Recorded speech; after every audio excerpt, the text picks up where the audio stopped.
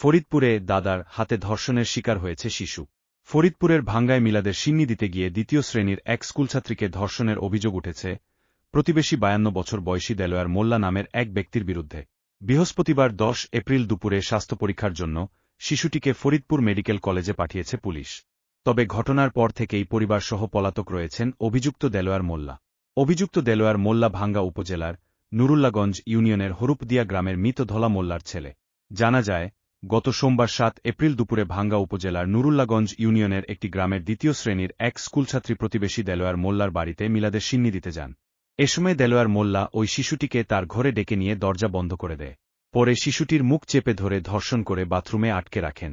ওই শিশুটি বাড়িতে না ফেরায় পরিবারের সদস্যরা খোঁজ করতে গেলে দেলোয়ার মোল্লা শিশুটিকে ভয়ভীতি দেখিয়ে পেছনের দরজা দিয়ে বের করে দেন। শিশুটি অসুস্থ অবস্থায় বাড়িতে এসে পরিবারের সদস্যদের বিষয়টি জানায়। শিশুর পরিবার দরিদ্র হওয়ায় ভয়ে কাউকে কিছু বলেনি। তবে পরদিন বিষয়টি জানাজানি হলে গ্রামের মাতবররা সমাধান করে দেবে বলে আশ্বাস দেন এবং শিশুটিকে চিকিৎসা করাতে হাসপাতালে নিতে বাধা দেন। পরে সংবাদ পেয়ে পুলিশ শিশুটির বাড়িতে গিয়ে তাকে উদ্ধার করে থানায় নিয়ে আসে। বুধবার 9 এপ্রিল রাতে শিশুটির বাবা বাদী হয়ে দেলোয়ার মোল্লাকে আসামি করে ভাঙ্গা থানায় মামলা দায়ের করেন।